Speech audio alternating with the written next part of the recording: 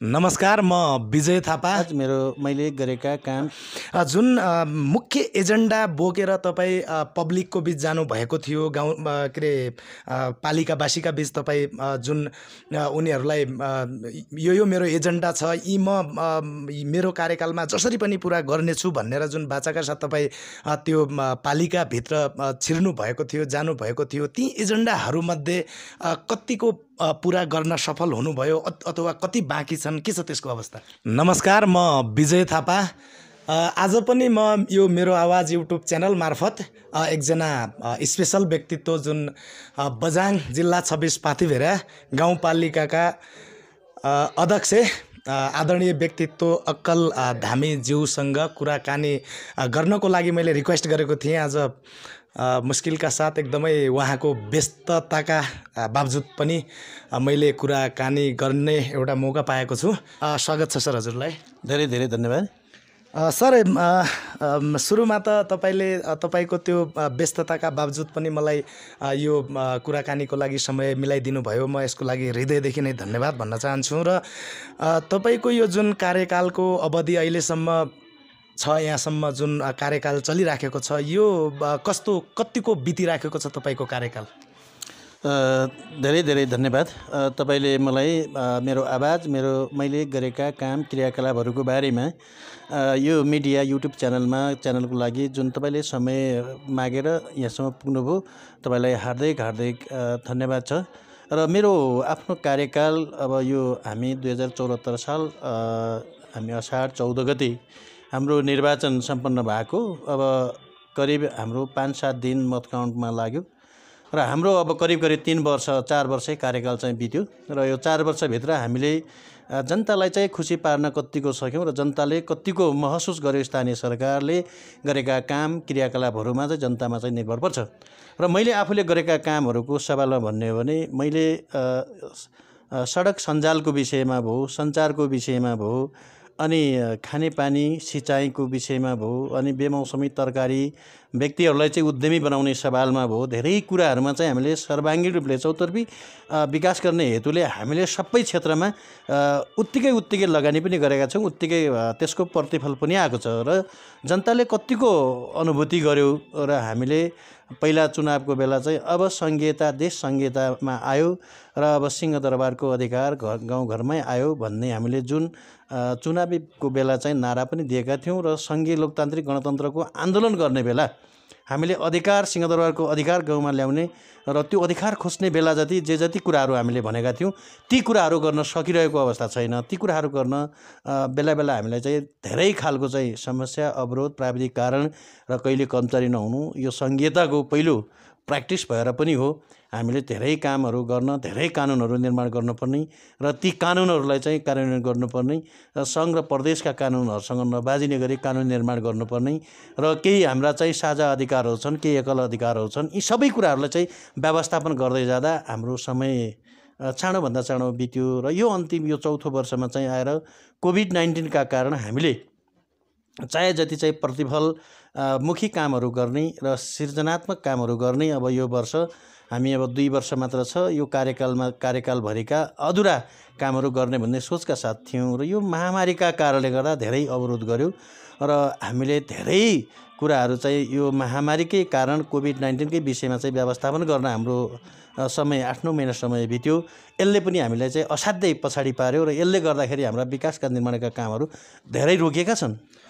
जुन मुख्य एजेन्डा बोकेर तपाईँ पब्लिकको बिच जानुभएको थियो, गाउँ के अरे पालिकावासीका बिच तपाईँ जुन उनीहरूलाई यो मेरो एजेन्डा छ, यी मेरो कार्यकालमा जसरी पनि पुरा गर्नेछु भनेर जुन बाचाका साथ तपाईँ त्यो पालिकाभित्र छिर्नु भएको थियो, जानुभएको थियो, ती एजेन्डाहरूमध्ये कतिको पुरा गर्न सफल हुनुभयो अथवा कति बाँकी छन्, के छ त्यसको अवस्था?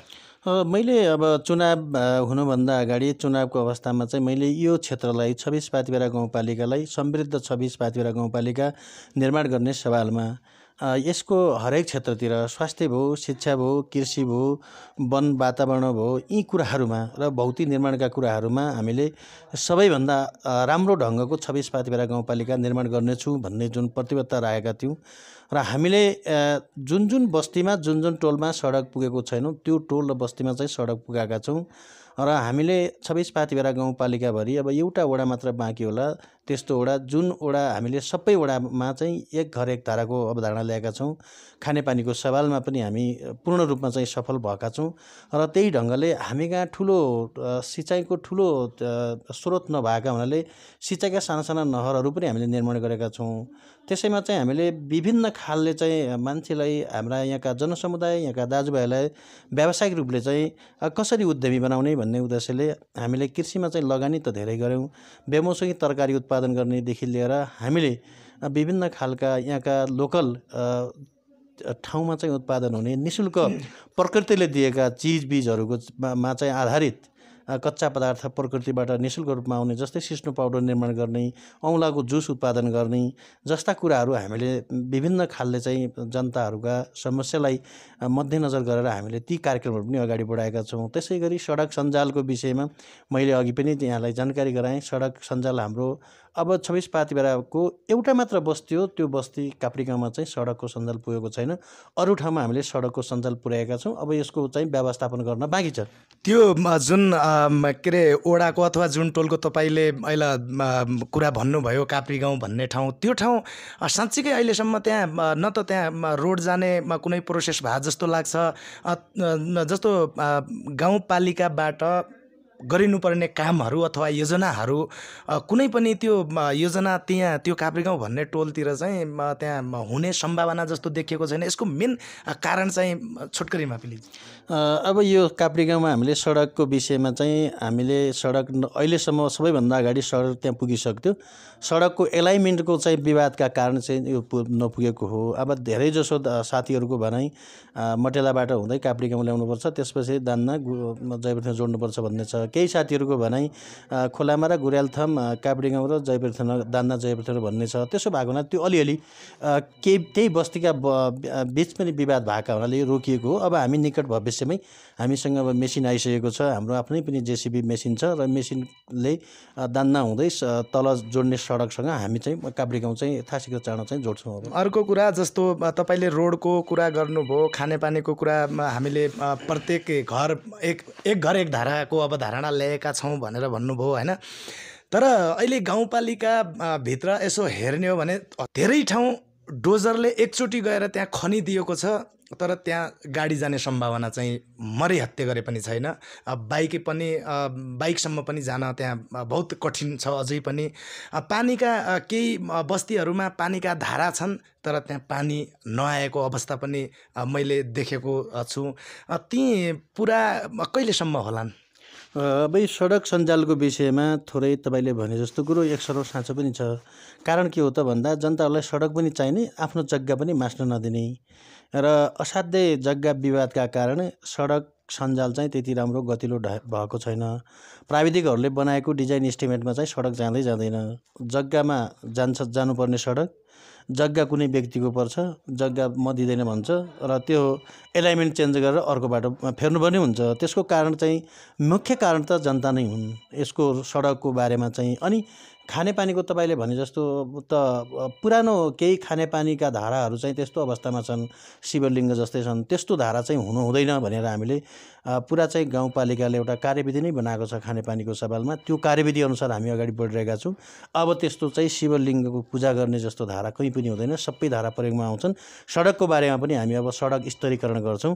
हाम्रो मेसिन छ। अब सडक यो कुनै पनि त्यहाँका स्थानीयवासी दाजुभाइहरूले चाहिँ विवाद गरे पनि अब सडकको एलाइनमेन्ट कुनै हालतमा पनि नबिग्रिने गरी हामीले सिधा सादा प्राविधिक डिजाइन इस्टिमेटमा बनाउँछौँ। र हामीले अब अहिले त्यो शिक्षा र स्वास्थ्यको विषयमा असाध्यै मेहनत गरेका छौँ। स्वास्थ्य प्रत्येक वडामा चाहिँ एउटा स्वास्थ्य आधारभूत स्वास्थ्य इकाइ स्थापना गऱ्यौँ। भवन पनि निर्माण भएका छन्। अयवहरूदेखि लिएर ल्याबदेखि लिएर सबै व्यवस्थापन गरेका छौँ। तर अलि हामीसँग एउटा MBBS डक्टर र राम्रो खालको चाहिँ अब यो हस्पिटल हामी अब निर्माण गर्दैछौँ 10 शय्याको।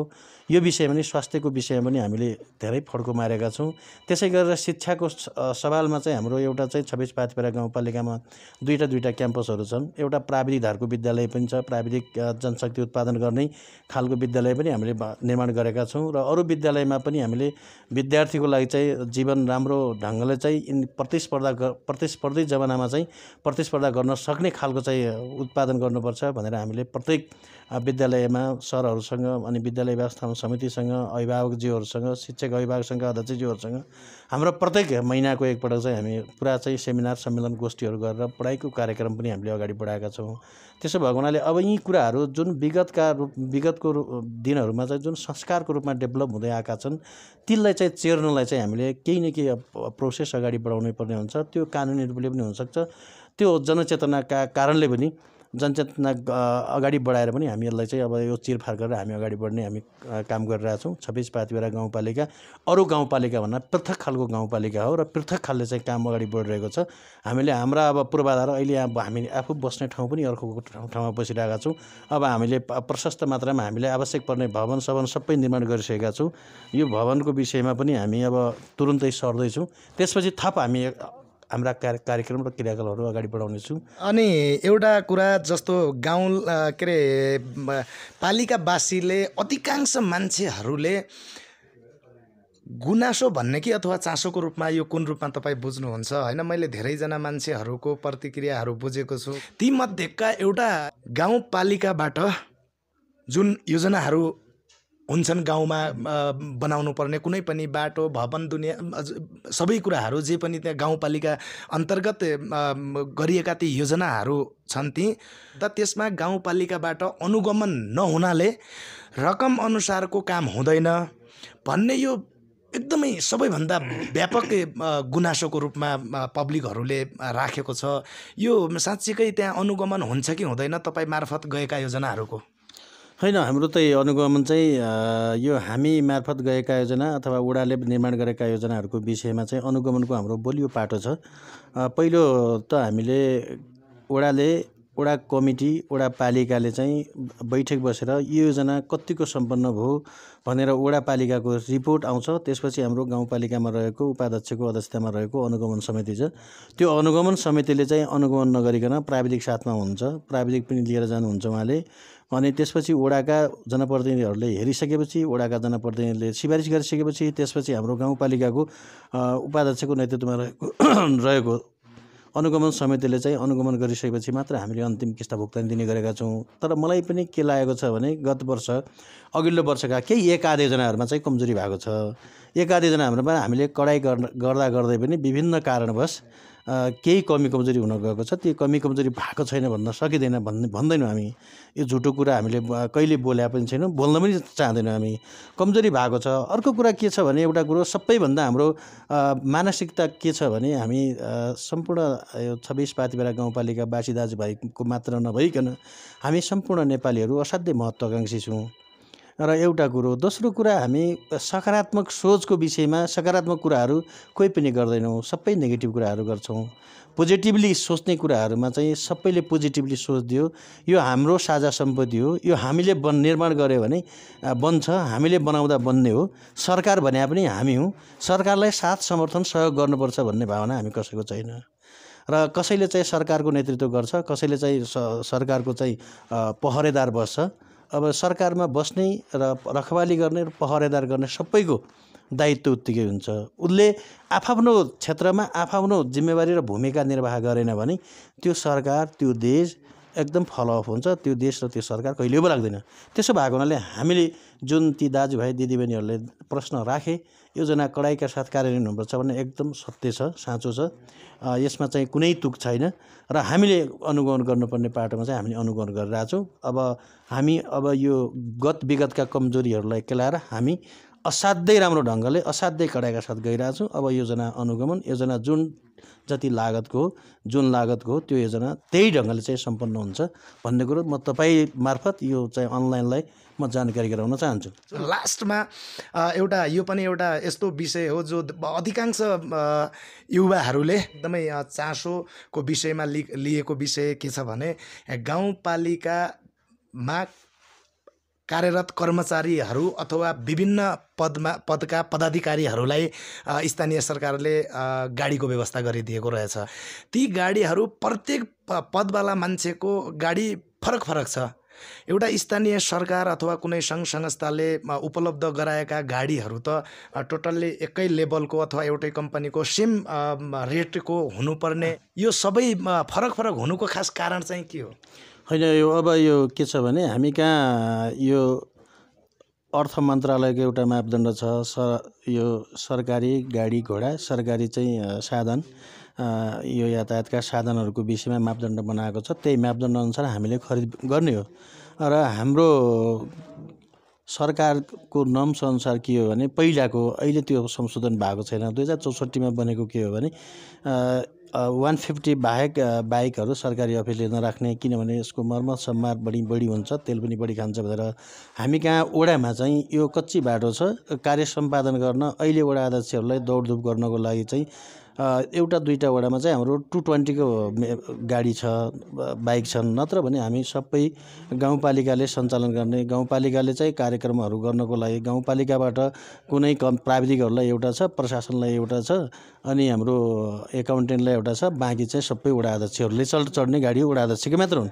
त्यसो भएको हुनाले सरकारी नर्म्स अनुसार 150 नै हो। हाम्रो दुईवटा वडामा चाहिँ हामी आफ्नो व्यक्तिगत पैसो पनि राखेर पनि यो नहुने भयो, खर्च धन्दा चल्न गाह्रो हुने भयो, सडक कच्ची भयो भनेर दुईवटा गाडीहरू चाहिँ हाम्रो 220 को छ, नभए 150 नै हो सबै। हुन्छ सर, एकदमै यो समयको लागि म फेरि पनि हृदयदेखि नै धन्यवाद भन्न चाहन्छु। र आगामी दिनमा पनि हामी यसो छलफल यो मेरो आवाज युट्युब च्यानल हेर्नुहुने दर्शकहरूमाझ हामी पुर्याउने नै छौँ। यो मेरो आवाज युट्युब च्यानललाई लाइक, सब्सक्राइब, सेयर गर्ने जिम्मा तपाईँको, र बाँकी हामी बिच भएका कुराकानीको के कस्तो लाग्यो प्रतिक्रिया अवश्य दिनुहोला भन्ने अपेक्षाका साथ बिदा हुन चाहन्छु। धन्यवाद।